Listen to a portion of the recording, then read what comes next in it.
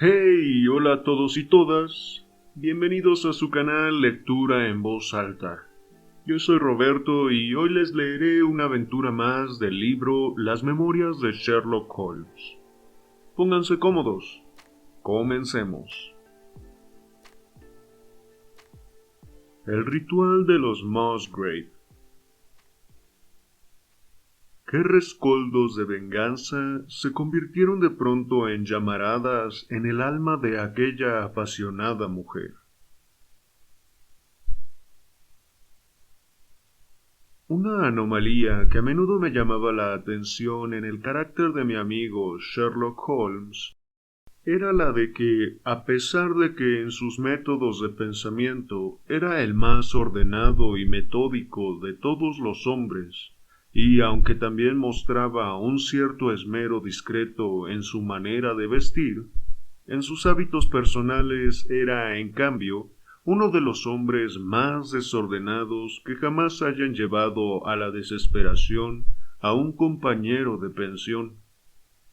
No es que yo sea ni mucho menos convencional en ese aspecto, pues la vida desordenada en Afganistán, unida a una disposición de por sí bastante bohemia, me han convertido en hombre más descuidado de lo que corresponde a un médico. Pero en mi caso existe un límite, y cuando encuentro a un hombre que guarda sus cigarros en el cubo para el carbón, su tabaco en la punta de una zapatilla persa, y su correspondencia sin contestar atravesada por una navaja de bolsillo en el centro de la repisa de madera de su chimenea, entonces empiezo a darme aires virtuosos. Siempre he sostenido también que la práctica del tiro de pistola debería ser indiscutiblemente un pasatiempo propio del aire libre, y cuando Holmes, en uno de sus arrebatos de extravagante humor, se sentaba en una butaca con su revólver y un centenar de cartuchos Boxer, y procedía a adornar la pared opuesta con unas patrióticas iniciales VR trazadas a balazos, yo creía firmemente que ni la atmósfera ni la apariencia de nuestra habitación mejoraban con ello. Nuestros aposentos siempre estaban llenos de productos químicos y de reliquias del mundo criminal, que tenían la particularidad de desplazarse hasta lugares improbables y aparecer en la mantequera o en sitios todavía más indeseables. Pero mi peor cruz eran sus papeles.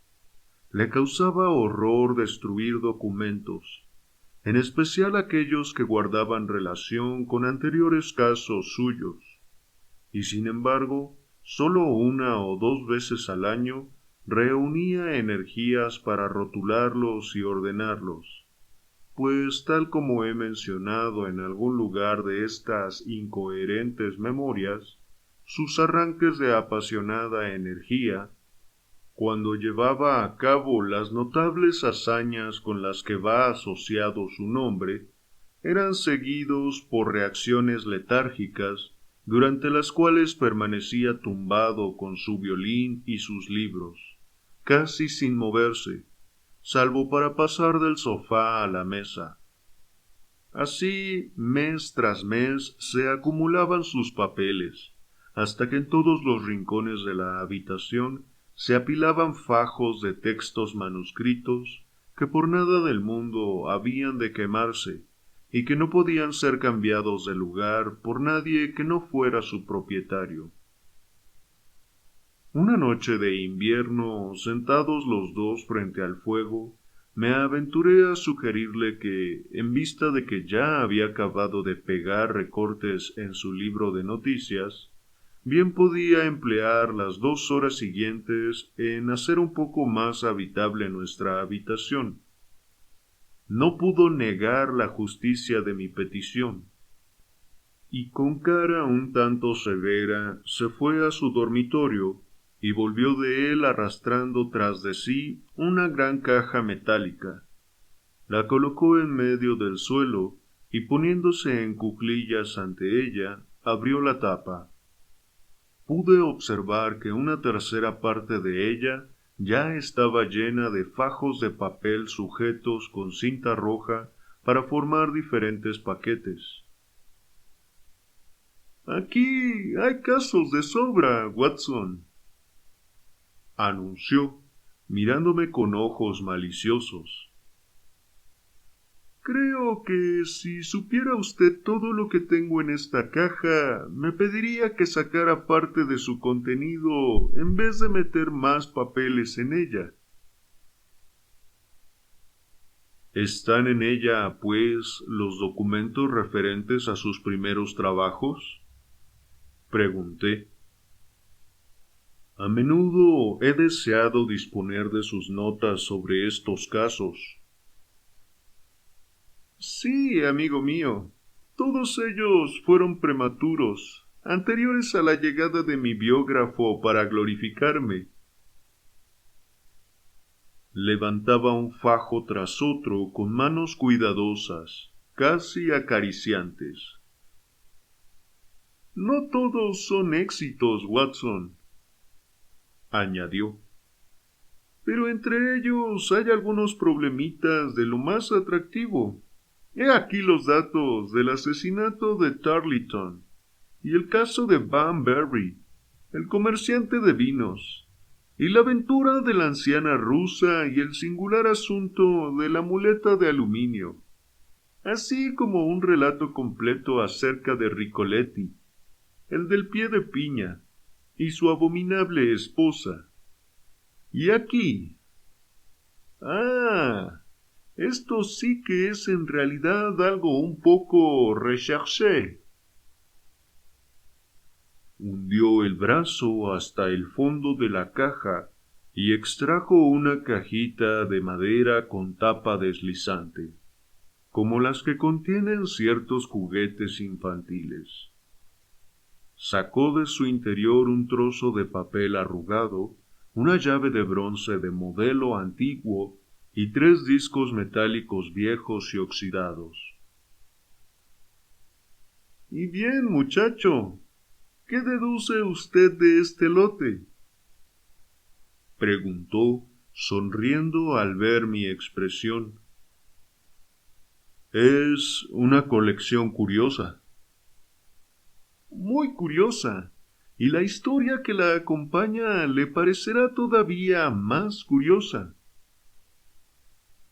O sea que estas reliquias tienen una historia. Tanto que ellas mismas son historia. ¿Qué quiere decir con esto? Sherlock Holmes las cogió una por una y las depositó a lo largo del borde de la mesa. Después volvió a sentarse en su sillón y las contempló con un destello de satisfacción en sus ojos.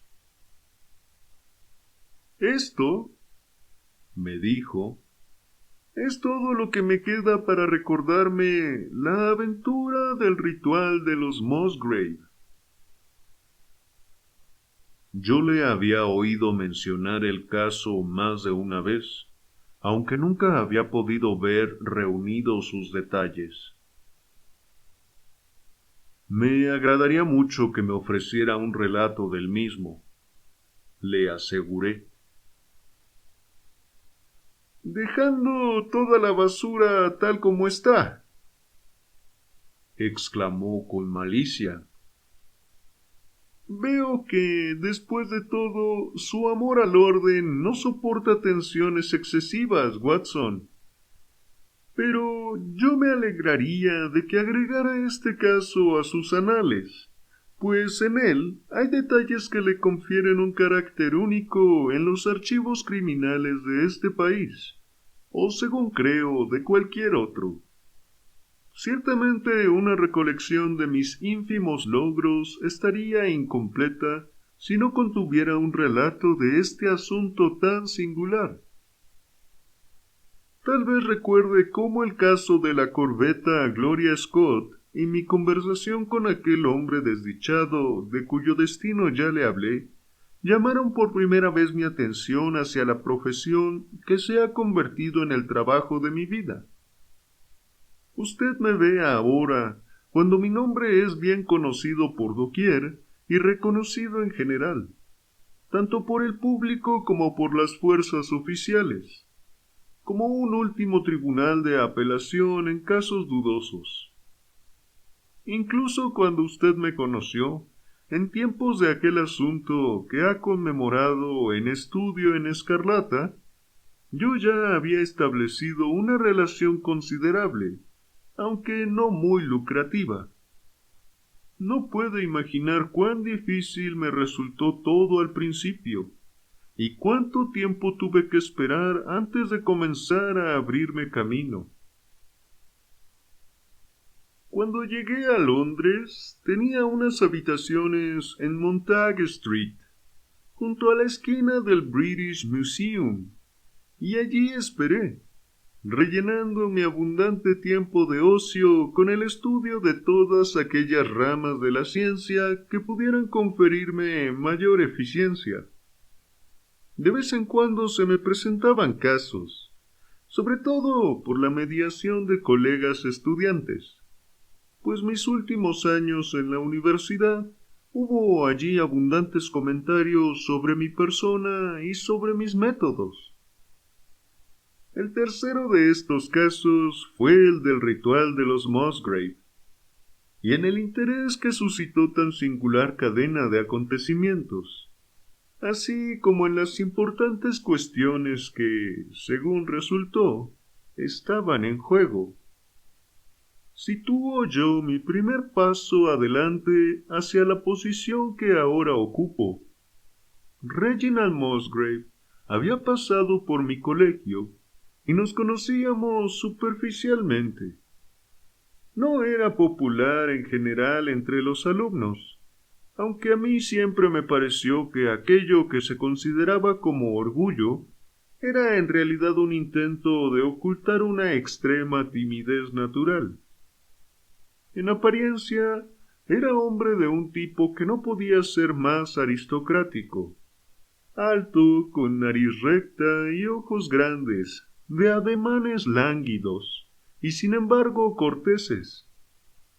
Era efectivamente el vástago de una de las familias más antiguas del reino, aunque la suya era una rama menor que se había separado de los Musgrave del norte en algún momento del siglo XVI y se había establecido en la parte oeste de Sussex, donde la mansión solariega de Hurlstone sea tal vez el edificio habitado más antiguo del condado.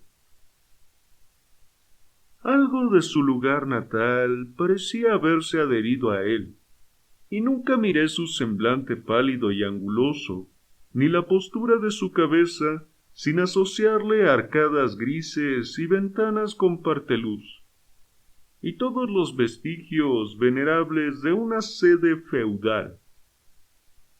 Algunas veces conversamos, y puedo recordar que en más de una ocasión expresó un manifiesto interés por mis métodos de observación y deducción. Durante 4 años dejé de verlo, hasta que una mañana se presentó en mi habitación de Montague Street. Poco había cambiado. Vestía como un joven a la moda. Siempre había tenido un toque de dandy. Y conservaba aquella misma actitud tranquila y suave que siempre le había distinguido.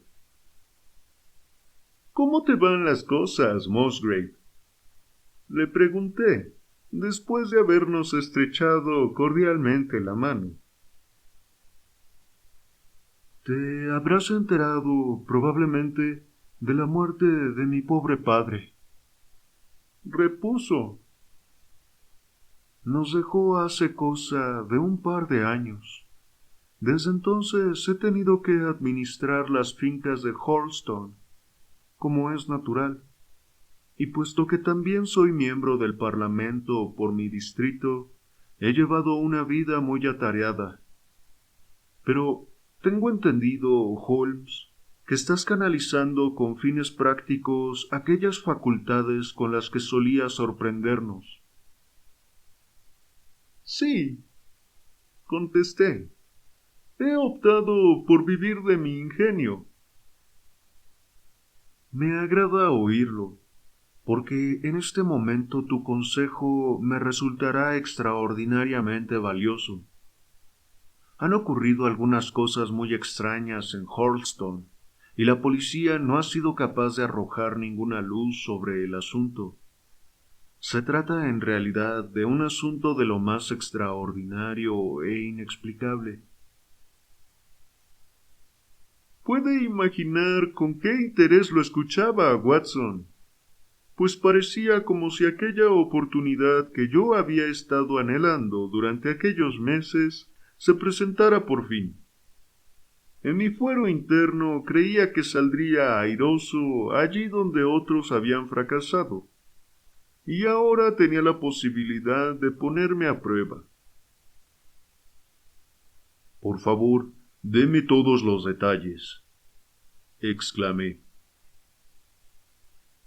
Reginald Musgrave se sentó frente a mí y encendió el cigarrillo que yo le había ofrecido.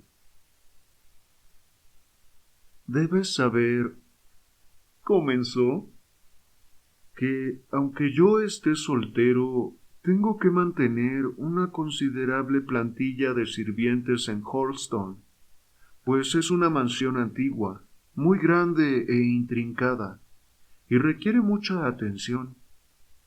También tengo un vedado, y en la temporada del faisán suelo dar fiestas en casa, por lo que no podría ir escaso de personal. En conjunto hay 8 criadas, una cocinera, el mayordomo, 2 lacayos y un muchacho. Jardín y establos, desde luego, cuentan con una plantilla aparte. De todos estos sirvientes, el que llevaba más tiempo a nuestro servicio era Brunton, el mayordomo. Cuando lo contrató mi padre, era un joven maestro de escuela sin destino, pero demostró ser un hombre de gran energía y mucho carácter, y pronto se hizo indispensable en la casa. Era un individuo alto y bien plantado, con una frente despejada, y aunque lleva 20 años con nosotros, no puede tener ahora más de 40. Con sus ventajas personales y sus dotes extraordinarias, ya que habla varios idiomas y toca prácticamente todos los instrumentos musicales, es extraordinario que se haya resignado tanto tiempo a ocupar este puesto. Pero supongo que se sentía a sus anchas con él y le faltaban energías para efectuar un cambio. El mayordomo de Hurlstone es siempre algo que recuerdan todos aquellos que nos visitan. Pero este dechado de perfección tiene un defecto. Es un poquitín don Juan. Y ya puedes imaginar que para un hombre como él no es un papel muy difícil de representar en un tranquilo distrito rural. Mientras estuvo casado, todo fue muy bien, pero desde que enviudó, nos ha dado muchos quebraderos de cabeza. Hace unos meses tuvimos la esperanza de que se dispusiera a sentar de nuevo la cabeza, pues se prometió con Rachel Howells, nuestra segunda camarera. Pero ya la ha dejado y se dedica a Janet Tragelis, la hija del guardabosques mayor. Rachel, que es muy buena chica, pero tiene un excitable temperamento galés, sufrió un arrebato de fiebre cerebral, y ahora circula por la casa, o al menos así lo hacía hasta ayer, como un alma en pena y una sombra de lo que había sido. Tal fue nuestro primer drama en Hurlstone, pero un segundo drama nos lo borró de la cabeza, precedido por la caída en desgracia y el despido del mayordomo Brunton. Así ocurrieron las cosas. Ya he dicho que era un hombre inteligente, y precisamente esta inteligencia ha causado su ruina, ya que al parecer le produjo una curiosidad insaciable respecto a cosas que ni mucho menos le concernían. Yo no barrunté lo muy lejos a lo que esto le llevaría, hasta que un ínfimo incidente me abrió los ojos. También he dicho que el caserón es grande e intrincado. Una noche de la semana pasada, el jueves por la noche para ser más exacto, constaté que no me era posible dormir, ya que después de la cena había cometido la imprudencia de tomar una taza de fuerte café noir. Después de luchar con el insomnio hasta las 2 de la madrugada, comprendí que todo era inútil, por lo que me levanté y encendí la vela con la intención de continuar una novela que estaba leyendo. Sin embargo, había dejado el libro en la sala de billar, en vista de lo cual me eché la bata encima y me dispuse a ir a buscarlo. Para llegar hasta allí tenía que bajar un tramo de escalera y después cruzar el comienzo de un pasadizo que conduce a la biblioteca y a la armería.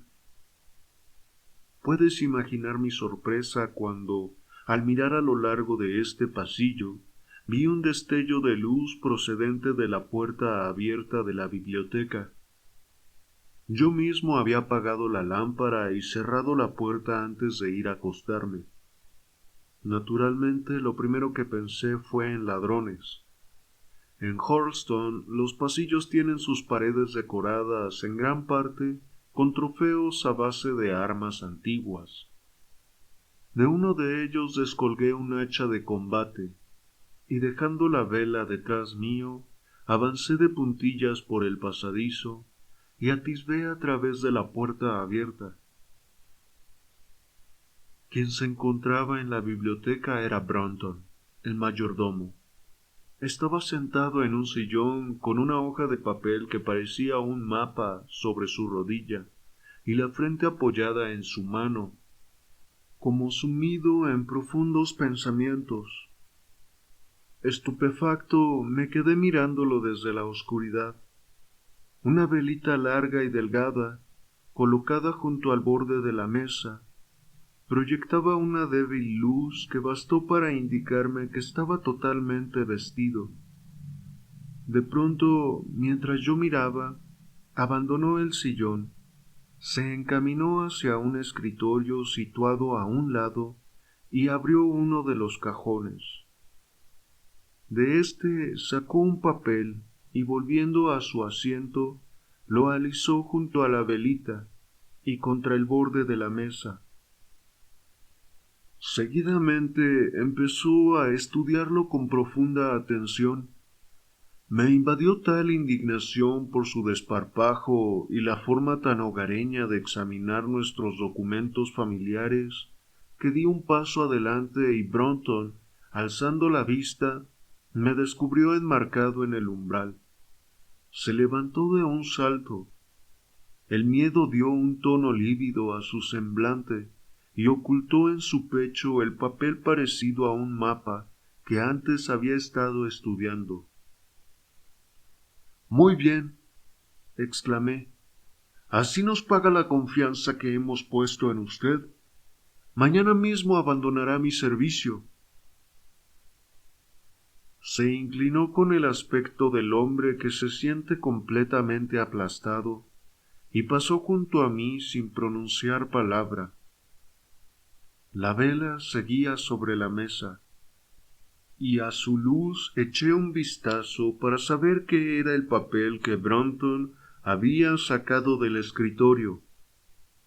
Con sorpresa constaté que no era nada que tuviera importancia, sino tan solo una copia de las preguntas y respuestas en el singular y antiguo ceremonial conocido como Ritual de los Musgrave. Es una especie de ceremonia peculiar de nuestra familia, por la que cada Musgrave a lo largo de los siglos ha pasado al llegar a su mayoría de edad. Una cosa de interés privado y acaso de una cierta pequeña importancia para el arqueólogo, como nuestros escudos y blasones, pero sin el menor uso práctico. Mejor será que después volvamos a hablar de este papel, dije yo. Si lo consideras realmente necesario, contestó Musgrave, no sin cierto titubeo. Siguiendo con mi relato, te diré que volví a cerrar el escritorio, utilizando la llave que Brontë había dejado, y ya me había vuelto para marcharme cuando quedé sorprendido al descubrir que el mayordomo había regresado y se encontraba de pie ante mí. Señor Musgrave, mi señor, exclamó con una voz ronca por la emoción. No puedo soportar este deshonor. Siempre me he enorgullecido de mi situación en la vida, y caer en desgracia me mataría. Mi sangre caerá sobre su cabeza, señor, se lo juro, si me induce al desespero. Si no puede usted conservarme a su lado, después de lo que ha pasado, por el amor de Dios, déjeme que me despida yo y me marche dentro de un mes, como si fuera por mi propia voluntad. Esto podría soportarlo, señor Musgrave, pero no que se me eche delante de toda la gente que también me conoce. No merece tantas consideraciones, Brontë, repliqué yo. Su conducta no ha podido ser más infame. No obstante, puesto que lleva largo tiempo con la familia, no deseo que caiga sobre usted la vergüenza pública. Sin embargo, un mes es demasiado largo. Márchese dentro de una semana y dé la razón que quiera para justificar su partida. ¿Solo una semana, señor?, exclamó, con la desesperación en la voz. 15 días, digamos al menos 15 días. Una semana, repetí, y debe admitir que se le ha tratado con gran benevolencia. Se retiró arrastrando los pies y con el rostro hundido en su pecho, como un hombre hecho añicos, y yo apagué la luz y volví a mi habitación. Durante un par de días después de lo ocurrido, Brontë se mostró más asiduo que nunca en el cumplimiento de sus obligaciones. Yo no hice la menor alusión a lo que había pasado, y no sin cierta curiosidad quise ver cómo ocultaba su desgracia. Sin embargo, la tercera mañana no se dejó ver, como era su costumbre, después del desayuno a fin de recibir mis instrucciones para la jornada. Al salir del comedor, me encontré casualmente con Rachel Howells, la camarera. Ya te he contado que hacía muy poco que se había restablecido de una enfermedad, y su rostro estaba tan pálido y macilento que le reprendí por haberse reintegrado al trabajo. Deberías estar en cama, le dije. Vuelve a tus obligaciones cuando te sientas más fuerte. Me miró con una expresión tan extraña que empecé a sospechar que su cerebro pudiera estar afectado. Estoy fuerte, señor Musgrave, me contestó. Veremos lo que dice el médico, dije. De momento deja de trabajar, y cuando bajes dile a Brontë que quiero verle. El mayordomo se ha marchado, anunció. ¿Que se ha marchado? ¿A dónde? Se ha marchado, y nadie lo ha visto. No está en su habitación. Sí, se ha marchado. Ya lo creo que se ha marchado. Se dejó caer de espaldas contra la pared, lanzando agudas carcajadas, mientras yo, horrorizado ante ese repentino ataque de histeria, me precipitaba hacia la campanilla para pedir auxilio. La joven fue conducida a su habitación entre gritos y sollozos, mientras yo indagaba qué se había hecho de Bronton. No cabía duda de que había desaparecido. No había dormido en su cama. Nadie lo había visto desde que la noche anterior se retiró a su habitación. Y sin embargo, resultaba difícil averiguar cómo había podido salir de la casa, ya que por la mañana tanto ventanas como puertas se encontraron debidamente cerradas. Sus ropas, su reloj e incluso su dinero se encontraban en su habitación, pero faltaba el traje negro que usualmente llevaba. También habían desaparecido sus zapatillas, pero había dejado sus botas. ¿A dónde pudo haber ido, pues, el mayordomo en plena noche, y dónde podía estar ahora? Desde luego registramos la casa desde el sótano hasta las buhardillas, pero no se halló traza de él. Es, como ya he dicho, un viejo caserón laberíntico, en especial el ala original, hoy prácticamente deshabitada. Pero recorrimos todas las habitaciones y el sótano sin descubrir el menor vestigio del desaparecido. A mí me resulta increíble que hubiese podido marcharse abandonando todas sus pertenencias, y sin embargo, ¿dónde podía estar? Llamé a la policía local sin el menor resultado. Había llovido la noche anterior, y examinamos el césped y los caminos alrededor de la casa, pero en vano. Y así estaban las cosas cuando un nuevo suceso desvió nuestra atención respecto al misterio anterior. Durante 2 días, Rachel Howells había estado tan enferma, delirando en ciertos momentos e histérica en otros, que se había buscado una enfermera para que la velara por la noche. La tercera noche después de la desaparición de Bronton, la enfermera, al ver que su paciente dormía pacíficamente, se adormeció a su vez en una butaca, y cuando despertó a primera hora de la mañana, encontró la cama vacía, la ventana abierta y ninguna traza de la enferma. Me despertaron en el acto y, acompañado por 2 lacayos, inicié al momento la búsqueda de la muchacha desaparecida. No fue difícil determinar la dirección que había tomado, puesto que comenzando por debajo de su ventana, pudimos seguir fácilmente las huellas de sus pisadas a través del césped hasta el borde del estanque, donde desaparecían junto al camino de tierra que sale de la finca. El lago tiene allí 8 pies de profundidad. Puedes imaginar lo que pensamos al ver que la pista de aquella pobre desequilibrada terminaba al borde del mismo.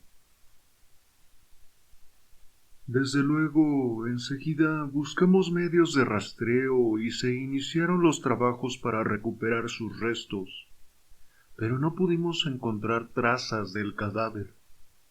En cambio, sacamos a la superficie un objeto de lo más inesperado. Era una bolsa de lona que contenía un bloque de viejo metal oxidado y descolorido, así como unos cuantos guijarros y trozos de vidrio deslustrado. Este extraño hallazgo fue todo lo que pudimos sacar del estanque, y aunque ayer efectuamos todas las búsquedas e indagaciones posibles, nada sabemos de lo que haya podido ocurrirles a Rachel Howells o a Richard Bronton. La policía del condado se muestra impotente, y yo acudo a ti como último recurso. ¿Puede usted imaginar, Watson, con qué afán escuché esta extraordinaria secuencia de hechos y me esforcé en ensamblarlos y en buscar un hilo común del que pudiera colgar todos? El mayordomo había desaparecido. La camarera había desaparecido. La camarera había amado al mayordomo. pero después había tenido motivos para odiarlo. Era una joven de sangre galesa, violenta y apasionada. Se había mostrado terriblemente excitada inmediatamente después de la desaparición de él. Había arrojado al lago una bolsa de curioso contenido. Todos estos eran factores que habían de ser tenidos en cuenta, y sin embargo ninguno de ellos se situaba de lleno en el meollo del asunto. ¿Cuál era el punto de partida en esa cadena de eventos? En él radicaría el extremo final de tan embrollado ovillo. «Debo ver aquel papel, Musgrave», le dije. «Aquel que tu mayordomo juzgó que tanto merecía ser examinado, aun a riesgo de perder su colocación». «Ese ritual nuestro es más bien una cosa absurda», me contestó. «Pero al menos lo excusa en parte el valor de la antigüedad. Tengo aquí una copia de las preguntas y respuestas, si es que te interesa echarles un vistazo».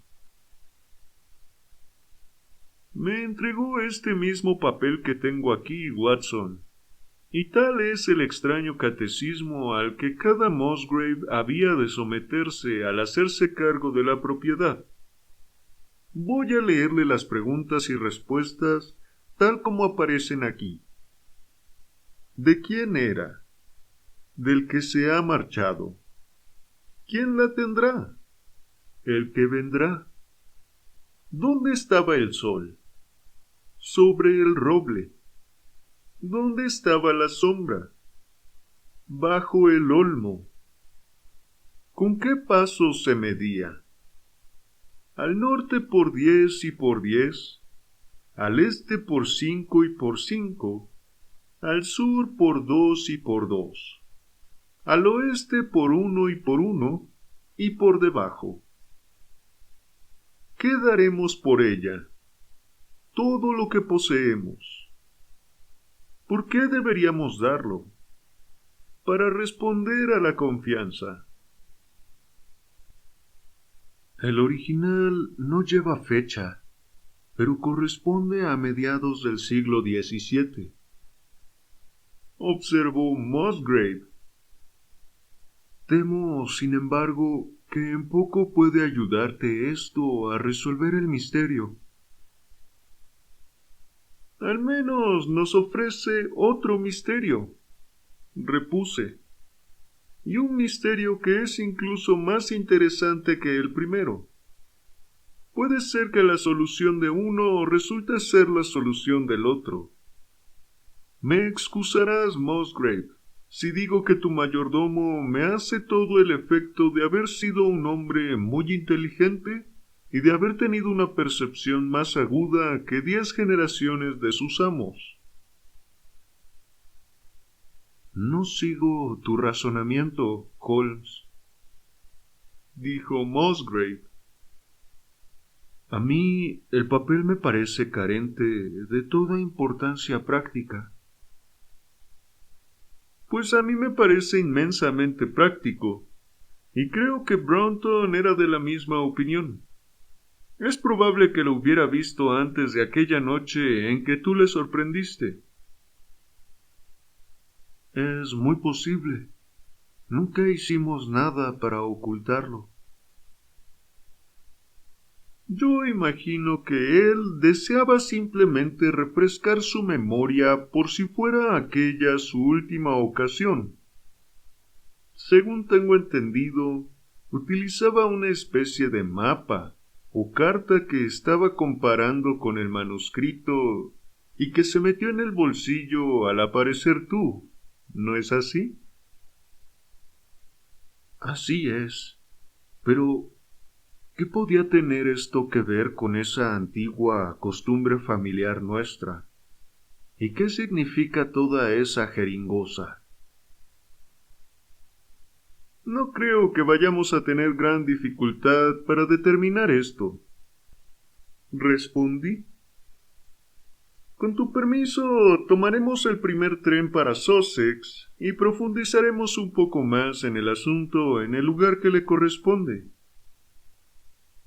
Aquella misma tarde nos plantamos los dos en Hurlstone. Posiblemente usted habrá visto fotografías y leído descripciones de este famoso y antiguo edificio, de manera que limitaré mi descripción del mismo a decir que fue construido en forma de L, cuyo brazo largo es la parte más moderna y el más corto corresponde al viejo núcleo a partir del cual se amplió la otra. Sobre la puerta, baja y de recios paneles, en el centro de esta zona antigua, se cinceló la fecha 1607. Pero los expertos coinciden en afirmar que las vigas y la obra de piedra son en realidad mucho más antiguas. El enorme grosor de los muros y las ventanas diminutas de esta parte movieron a la familia, en el siglo pasado, a edificar la nueva ala, y la vieja se utilizaba ahora como almacén y bodega. Ello cuando se la utilizaba. Un parque espléndido con árboles antiguos y magníficos, y el lago al que mi cliente se había referido se encontraban muy cerca de las avenidas, a unas 200 yardas del edificio. Yo ya estaba firmemente convencido, Watson, de que no había allí tres misterios separados, sino uno solo, y que si conseguía descifrar el ritual de los Musgrave, tendría en mi mano la clave que me permitiría averiguar la verdad, tanto a lo que se refería al mayordomo Brunton como a la camarera Howells. A ello, por tanto, dediqué todas mis energías. ¿Por qué este criado había de sentir tanto afán por desentrañar aquella vieja fórmula? Evidentemente, porque vio algo en ella que había escapado a todas aquellas generaciones de hidalgos rurales, y de ese algo esperaba obtener alguna ventaja personal. ¿Qué era, pues, y cómo había afectado a su Sinó? Fue perfectamente obvio para mí, al leer el ritual de los Musgrave, que las medidas habían de referirse sin duda a algún punto al que aludía el resto del documento, y que si podíamos encontrar ese punto estaríamos en buen camino para saber cuál era aquel secreto que los antiguos Musgrave habían juzgado necesario enmascarar de un modo tan curioso y peculiar. Para comenzar, se nos daban dos guías, un roble y un olmo. En cuanto al roble, no podía haber la menor duda. Directamente ante la casa, a la izquierda del camino que llevaba a la misma, se alzaba un patriarca entre los robles, uno de los árboles más magníficos que yo haya visto jamás. ¿Ya estaba aquí cuando se redactó vuestro ritual?, pregunté al pasar delante de él. Según todas las probabilidades, ya lo estaba, cuando se produjo la conquista normanda, me respondió. Tiene una circunferencia de 23 pies. Así quedaba asegurado uno de mis puntos de partida. ¿Tenéis algún olmo viejo?, inquirí. Antes había uno muy viejo, pero hace 10 años cayó sobre él un rayo y solo quedó el tocón. ¿Puedes enseñarme dónde estaba? Ya lo creo. ¿Y no hay más olmos? Viejos no, pero abundan las hayas. Me gustaría ver dónde crecía. Habíamos llegado en un dog cart y mi cliente me condujo enseguida, sin entrar en la casa, a una cicatriz en la hierba que marcaba dónde se había alzado el olmo. Estaba casi a mitad de camino entre el roble y la casa. Mi investigación parecía progresar. Supongo que es imposible averiguar qué altura tenía el olmo. Quise saber. Puedo decírtelo enseguida. Medía 64 pies. ¿Cómo lo sabes? Pregunté sorprendido. Cuando mi viejo profesor me planteaba un problema de trigonometría, siempre consistía en una medición de alturas. Cuando era un mozalbete, calculé las de todos los árboles y edificios de la propiedad. Había sido un inesperado golpe de suerte, y mis datos acudían a mí con mayor rapidez de la que yo hubiera podido esperar razonablemente. Dime, inquirí, ¿acaso tu mayordomo te hizo alguna vez esta misma pregunta? Reginald Musgrave me miró estupefacto. Ahora que me lo recuerdas, contestó, Bronton me preguntó la altura del árbol hace unos meses, debido a una cierta discusión que había tenido con el caballerizo. Esta era una excelente noticia, Watson, pues indicaba que me encontraba en el buen camino. Miré el sol. Estaba abajo en el cielo, y calculé que en menos de una hora se situaría exactamente sobre las ramas más altas del viejo roble, y se cumpliría entonces una condición mencionada en el ritual, y la sombra del olmo había de referirse al extremo distante de la sombra, pues de lo contrario se habría elegido como guía el tronco. Por consiguiente, había de averiguar dónde se encontraba el extremo distante de la sombra, cuando el sol estuviera exactamente fuera del árbol. Esto debió de ser difícil, Holmes, dado que el olmo ya no estaba allí. Pero al menos sabía que, si Bronton pudo hacerlo, yo también podría. Además, de hecho no había dificultad. Fui con Musgrave a su estudio y me confeccioné esta clavija, a la que até este largo cordel con un nudo en cada yarda. Cogí después 2 tramos de caña de pescar que representaban exactamente 6 pies, y volví con mi cliente allí donde había estado el olmo. El sol rozaba ya la copa del roble. Aseguré la caña de pescar en el suelo, marqué la dirección de la sombra y la medí. Su longitud era de 9 pies. Desde luego, el cálculo era ahora de lo más sencillo. Si una caña de 6 pies proyectaba una sombra de 9, un árbol de 64 pies proyectaría una de 96, y ambas tendrían la misma dirección. Medí la distancia, lo que me llevó casi hasta la pared de la casa, y fijé una clavija en aquel punto. Puede imaginar mi satisfacción, Watson, cuando a un par de pulgadas de mi clavija observé una depresión cónica en el suelo. Supe que esta era la marca hecha por Bronton en sus mediciones, y que yo me encontraba todavía sobre su pista. Desde este punto de partida procedí a dar mis pasos.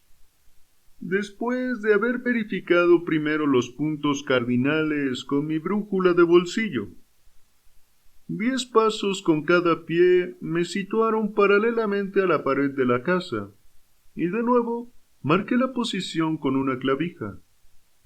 Di después cuidadosamente 5 pasos al este y 2 al sur, lo que me llevó hasta el mismísimo umbral de la vieja puerta. 2 pasos en dirección oeste significaban ahora 2 pasos por el pasadizo enlosado, y era el lugar indicado por el ritual. Jamás he sentido una sensación tan helada de desilusión, Watson. Por unos momentos me pareció que debía de haber algún error radical en mis cálculos. El sol poniente daba de lleno en el suelo del pasillo y pude observar que las viejas losas que lo pavimentaban, desgastadas por las pisadas, estaban firmemente unidas entre sí, y que desde luego no se habían movido durante años. Bronton no había trabajado allí. Golpeé el suelo, pero el sonido era igual en todas partes, y no había señal de grietas o rendijas. Pero por suerte, Musgrave, que había empezado a valorar el significado de mis procedimientos, y que ahora se mostraba tan excitado como yo mismo, sacó su manuscrito para verificar mis cálculos. —¡Y por debajo! —gritó. —Has omitido el «y por debajo». Yo había pensado que esto significaba que tendríamos que excavar, pero ahora vi enseguida que evidentemente estaba equivocado. —¿O sea que debajo de aquí hay un sótano? —grité. —Sí, y tan viejo como la casa, aquí debajo, atravesando la puerta. Bajamos por una escalera de caracol tallada en la piedra, y mi compañero encendió una cerilla y con ella una gran linterna que había sobre un barril, en el rincón.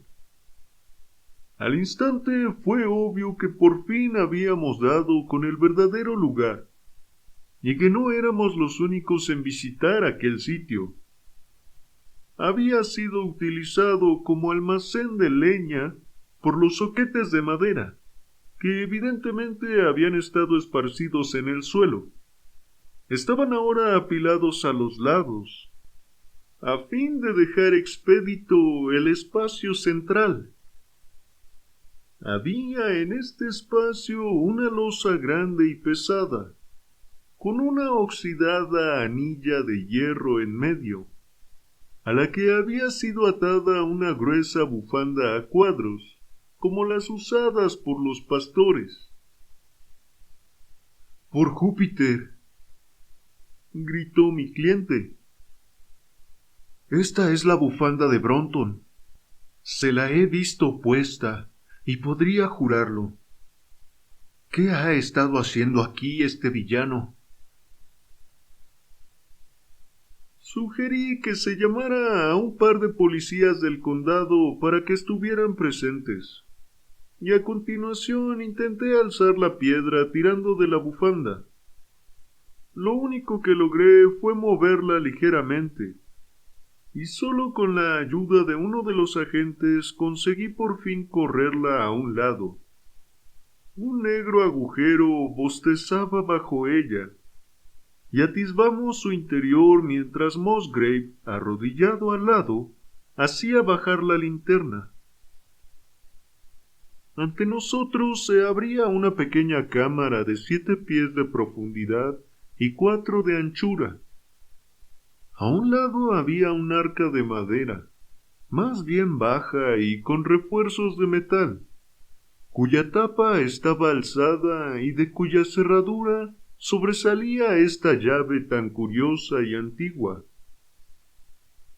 Dentro estaba cubierto por una espesa capa de polvo, y la humedad y la carcoma habían raído la madera hasta el punto de que en su interior crecían colonias de hongos de color lívido.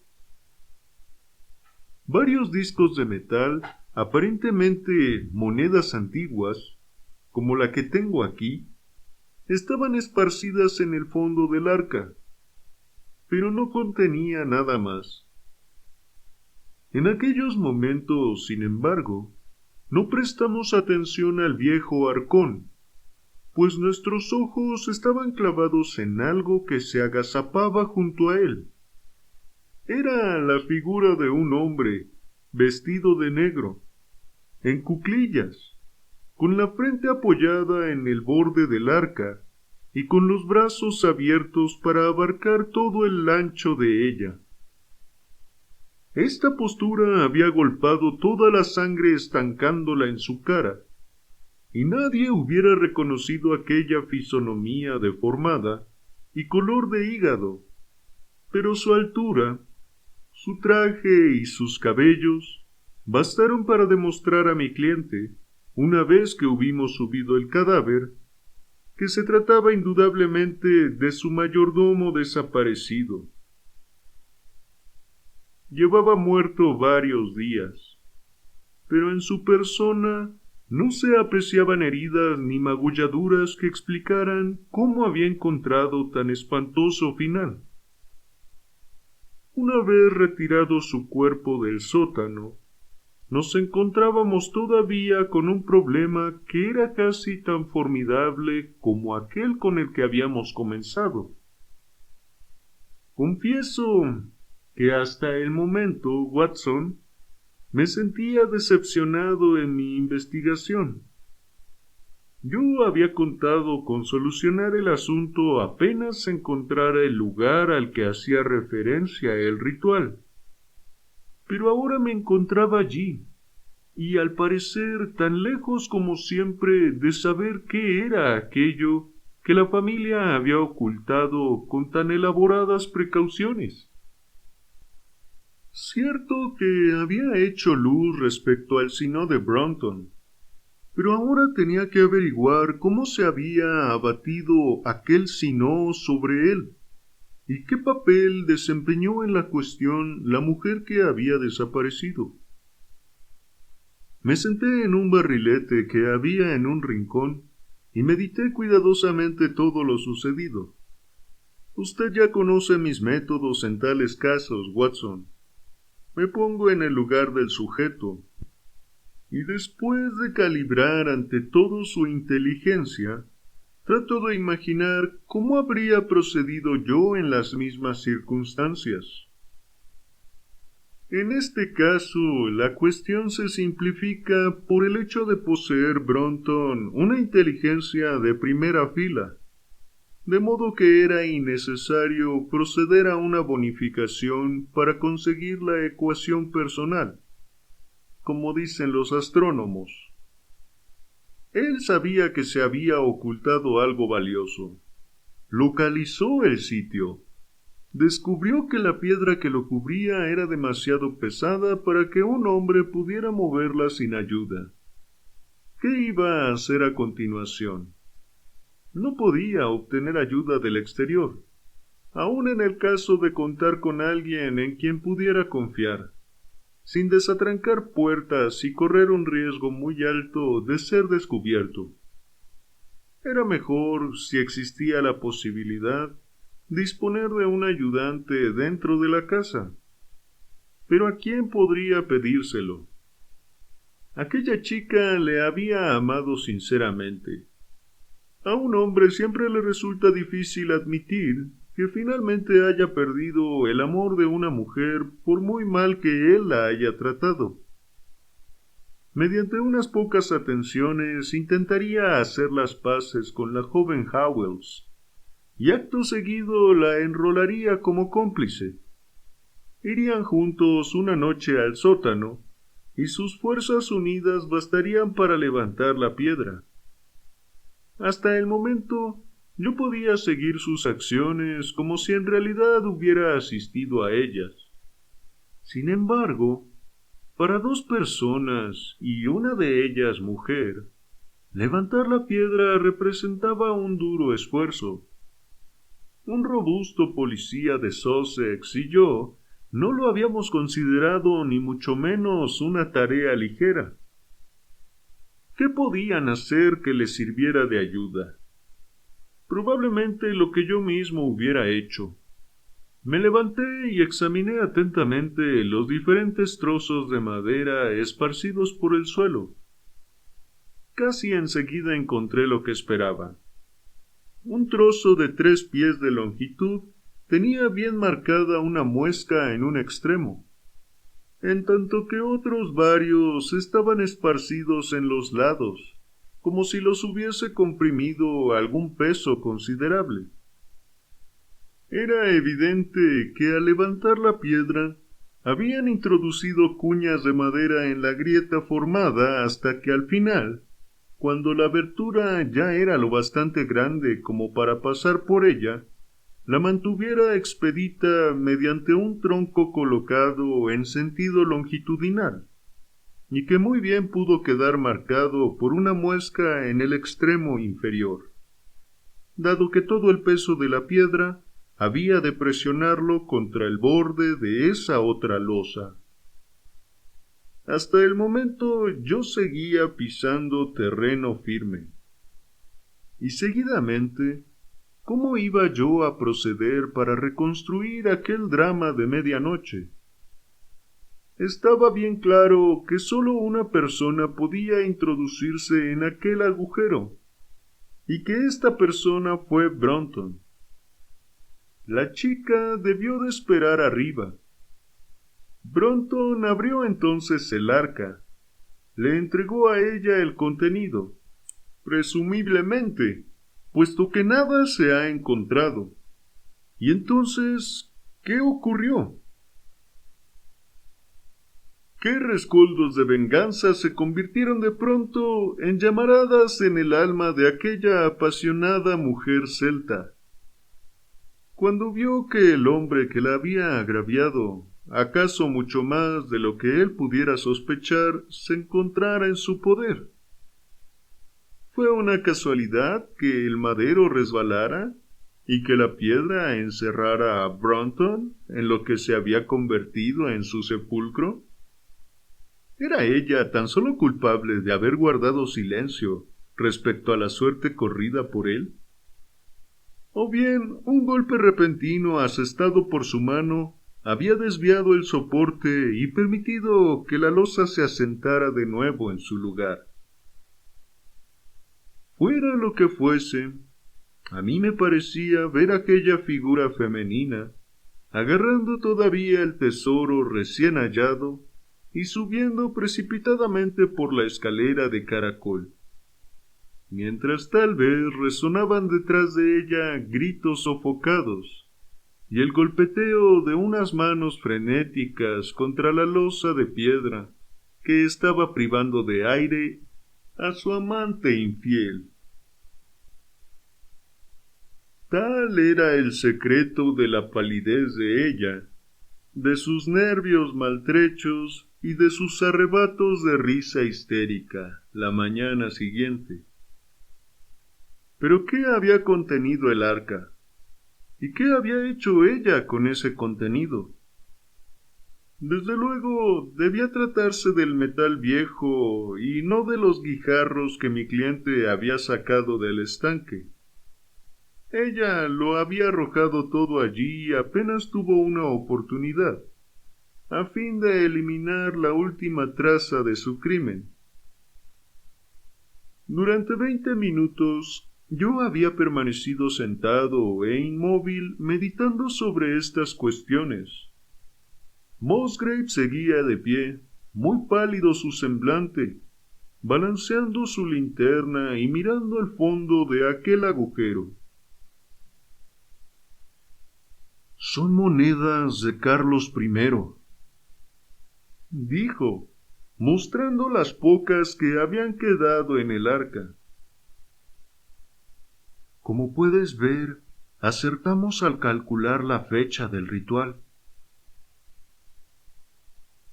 «Es posible que encontremos algo más de Carlos I», exclamé, ya que de pronto se me ocurrió el probable significado de las 2 primeras preguntas del ritual. «Déjame ver el contenido de la bolsa que pescaste en el estanque». Subimos a su estudio y puso aquellos restos ante mí. Pude comprender que les adjudicara tan poca importancia cuando los miré a mi vez, ya que el metal estaba ennegrecido, y las piedras carecían de todo lustre. Sin embargo, froté una de ellas con la manga, y poco después brilló como una chispa en la oscura cavidad de mi mano. La pieza metálica tenía la forma de un aro doble, pero había sido doblada y retorcida hasta perder su forma original. Debes tener en cuenta, dije, que el Partido Realista tuvo cierto poder en Inglaterra incluso después de la muerte del rey, y que cuando finalmente sus componentes huyeron, es probable que dejaran muchas de sus más preciadas pertenencias enterradas, con la intención de volver en busca de ellas en tiempos más pacíficos. Mi antepasado, Sir Ralph Musgrave, fue un caballero muy destacado y mano derecha de Carlos II en las correrías del rey, explicó mi amigo. ¿De veras?, respondí. Pues entonces creo que de hecho esto debería facilitarnos el último eslabón que deseamos. Debo felicitarte por entrar en posesión, aunque de manera más bien trágica, de una reliquia que es de gran valor intrínseco, pero de una importancia todavía mayor como curiosidad histórica. ¿Qué es, pues?, preguntó lleno de asombro. Nada menos que la antigua corona de los reyes de Inglaterra. ¿La corona? Exactamente. Piensa en lo que dice el ritual. ¿Cómo lo expresa? ¿De quién era? Del que se ha marchado. Esto fue después de la ejecución de Carlos. Y a continuación, ¿quién la tendrá? El que vendrá. Esto se refería a Carlos II, cuyo advenimiento ya estaba previsto. No creo que pueda haber duda de que esta diadema maltrecha e informe rodeó en otros tiempos las reales frentes de los Estuardo. ¿Y cómo fue a parar al estanque? Esta es una pregunta cuya respuesta exigirá algún tiempo, declaré, y acto seguido le esbocé toda la larga secuencia de supuestos y pruebas que yo había construido. Anochecía ya y la luna brilló nítidamente en el firmamento antes de que yo concluyera mi narración. ¿Y cómo se explica, pues, que Carlos no recuperase su corona cuando regresó?, preguntó Musgrave, metiendo de nuevo la reliquia en su bolsa de tela. Bien, aquí pones el dedo precisamente en el punto que según toda probabilidad nunca podremos aclarar. Lo más seguro es que el Musgrave que detentaba el secreto muriera en el intervalo, y que por un exceso de celo dejara esta gula a su descendiente sin explicarle el significado.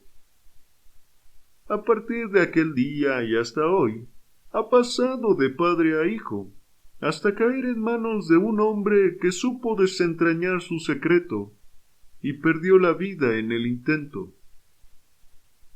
Y esta es la historia del ritual de los Musgrave, Watson.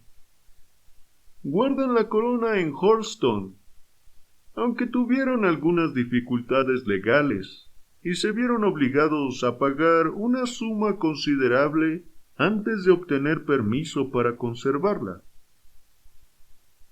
Estoy seguro de que si mencionara usted mi nombre, les daría una gran satisfacción enseñársela. En lo que respecta a la mujer, nada más se ha sabido de ella, y lo más probable es que se marchase de Inglaterra y se trasladase, junto con el recuerdo de su crimen, a algún país de allende los mares. Fin. Bien, amigos, amigas, esta fue la aventura de hoy de las memorias de Sherlock Holmes. ¿Qué les pareció? En lo personal me parece muy interesante este giro que Conan Doyle hace en la manera de relatar sus historias, porque ahora es Sherlock Holmes el que narra la aventura, y también es una aventura que vive sin Watson, porque aún no lo había conocido, lo cual también me parece interesante y creo que atrapa al lector, como que le inyecta cierta curiosidad. Pero bueno, coméntenme ustedes qué opinan, qué les gustó, qué no les gustó. Yo soy Roberto y ha sido un placer leerles el día de hoy. Nos vemos.